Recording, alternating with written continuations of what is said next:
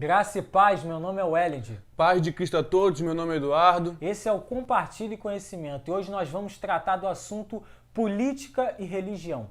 Mas antes de nós começarmos a trazer esclarecimentos sobre esse assunto, eu queria falar um pouco sobre como me surgiu a ideia de gravar esse vídeo. Porque eu venho falando com o Eduardo sobre o contexto político da minha cidade.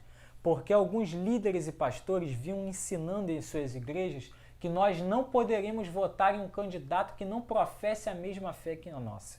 Alguns diziam isso por ignorância, falta de conhecimento. Outros diziam isso de forma maliciosa para eleger alguém de sua congregação. Então hoje nós estamos aqui para trazer esclarecimentos sobre esse respectivo assunto à luz da Bíblia Sagrada. Então, vamos direto ao assunto. Eduardo, pode um cristão votar em um candidato que não professe a mesma fé que a nossa? Então, Ed, a Bíblia, em momento nenhum, me dá respaldo para eu não votar num candidato que professe uma fé diferente da minha. Em vista disso, é claro que pode. Porque vamos por analogia. Existe um candidato cristão que tem um projeto só de defender a comunidade dele. E tem um candidato não cristão que tem diversos projetos para beneficiar a comunidade por inteiro. É óbvio que o candidato não cristão vai ser a melhor escolha.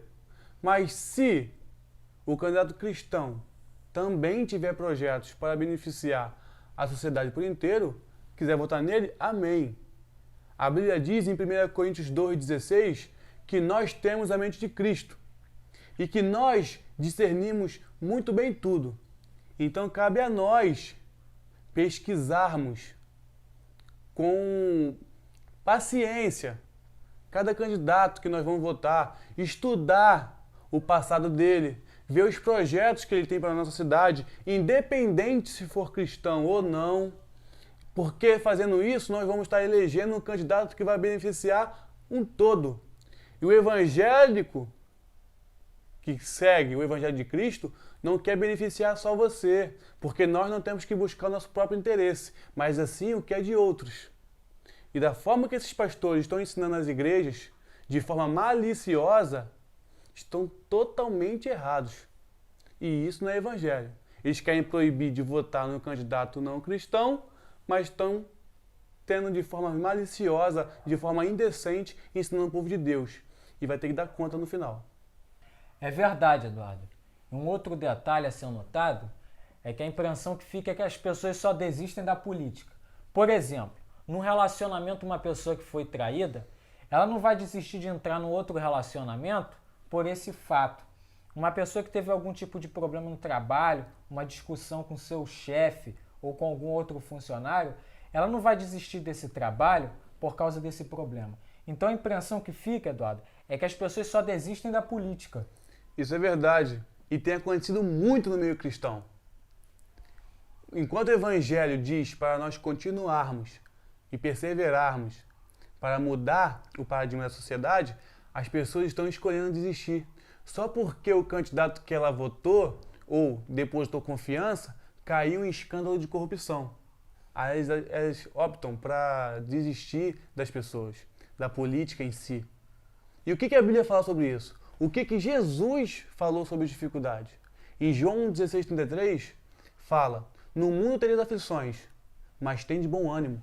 Jesus está dizendo que nós vamos ter dificuldades na nossa vida, mas a gente tem que continuar, nós temos que ter ânimo para continuar a tentar mudar a sociedade. Nós não podemos desistir. Imagina o que seria de Davi se ele não enfrentasse Golias. Imagine o que seria de José se ele não tivesse sido vendido pelos irmãos como escravo. Imagina o que seria de Daniel se não fosse levado como cativo para a Babilônia. Imagina se essas dificuldades fossem um motivo para impedir ou destruir a vida deles, eles falassem: eu não vou fazer isso porque é muito difícil. O que seria da história deles? Talvez hoje nem na Bíblia estariam relacionado o nome deles.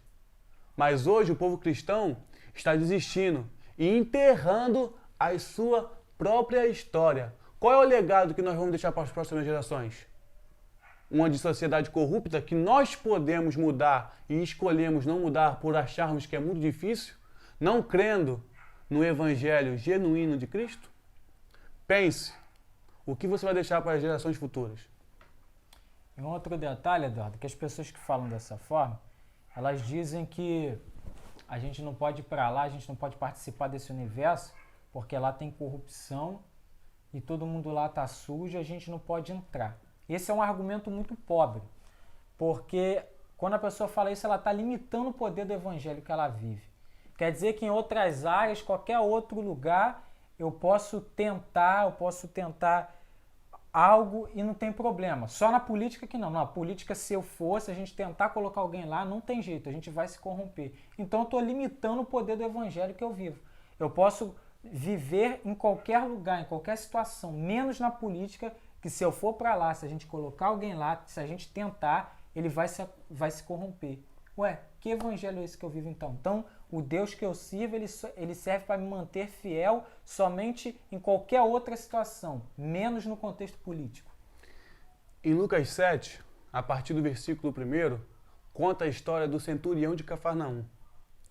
Jesus, quando teve o diálogo com as pessoas que estavam falando sobre esse centurião, ele disse: eu nunca vi uma fé tão grande, nem em Israel.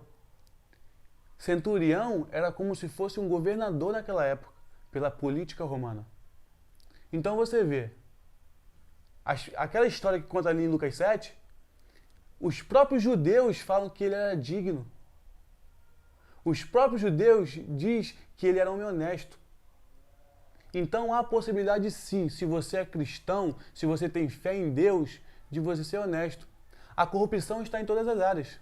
Está na PM, na Polícia Militar, está na medicina, está no Exército, está também na política, que é o lugar que nós estamos vendo explicitamente a corrupção. Mas ela está lá, não quer dizer que vamos nos corromper se formos para lá também. Se Deus mandar você ir para lá, você vai ter que ir. Daniel foi para uma cidade, a Babilônia, todo mundo sabe, que era uma cidade de corrupção. Adorava deuses pagãos. Mas mesmo assim, ele rompeu a história daquela civilização. E a Bíblia fala que Daniel tinha um espírito excelente. Ele não se corrompeu com aquilo. O rei tentou oferecer comidas oferecidas a ídolos. Se nós formos trazer para o nosso contexto, muitas das vezes as pessoas vão para lá e vão ser oferecido propina, coisas que desagradam a Deus.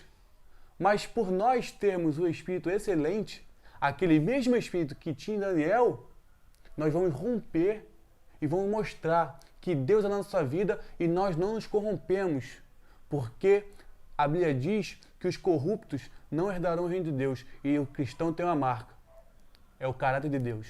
Nós somos imagem e semelhança de Deus. Então é isso. Nós podemos sim votar em um candidato que não professe a mesma fé que a nossa. Nós podemos sim nos envolver nessa área para mudar o contexto atual da nossa política. Bom, a gente fica por aqui. Espero que você dê um like aí. Comenta se você tem alguma dúvida. A gente vai tentar esclarecer para você. Se você não concorda também, pode comentar aqui embaixo. Se inscreva no nosso canal e até a próxima. Compartilhe, porque você compartilhando este vídeo vai estar compartilhando conhecimento. Deus abençoe você, Deus abençoe a sua família. Paz de Cristo. Graça e paz.